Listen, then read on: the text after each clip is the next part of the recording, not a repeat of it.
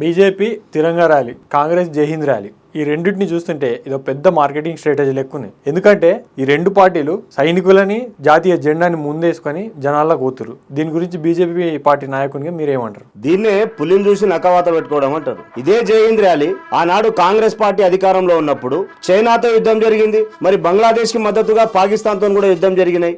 ఈ రెండు యుద్ధాలు జరిగినప్పుడు ఎందుకు నిర్వహించలేదు మరి జై హింద్ ర్యాలీలు? అంటే ఆనాడు దేశ సైనికుల యొక్క త్యాగాలను పోరాటాలన్నింటినీ కూడా వాళ్ళ ఖాతాలో వేసుకుంది ఇదే ఇందిరమ్మ రాజ్యం. కానీ ఈ రోజు నరేంద్ర మోడీ గారి నేతృత్వంలో ఆపరేషన్ సింధూర్ ని చేపట్టి పాకిస్తాన్ ని మోకాల మీద కూర్చోబెట్టి త్రివిధ దళాల యొక్క శక్తిని సామర్థ్యాన్ని యావత్ ప్రపంచానికి తెలియజేసినాం. మరి ఆపరేషన్ సింధూర్ యొక్క విజయం త్రివిధ దళాలకు అంకితం. ఆ సైనికుల యొక్క పోరాటాలు, వారి యొక్క త్యాగాలు, వారి యొక్క ధైర్య సాహసాలన్నింటినీ కూడా దేశ ప్రజలకు తెలియజేయాలని చెప్పి ఒక లక్ష్యంతో ఈ రోజు తిరంగా ర్యాలీని నరేంద్ర మోడీ గారి నేతృత్వంలో దేశమంతా కూడా ఈ రోజు జనమంతా నీరాజనం పలుకుతుంటే, ఈ రోజు కాంగ్రెస్ పార్టీ మాత్రం ఇందాక నేను చెప్పినట్టు పులిని చూసి నక్కవాత పెట్టుకున్నట్టు జై హింద్ ర్యాలీ పేరు మీద ఈ రోజు ర్యాలీలు చేస్తా ఉన్నటువంటి పరిస్థితి మనం చూస్తా ఉన్నాం. మరి కాంగ్రెస్ పార్టీ వైఖరి ఎట్లాంటిదంటే సొమ్మొకరిది సోకొకరిది అన్నట్టు ఉంటది. కాంగ్రెస్ కి బీజేపీకి ఏంది పోలిక?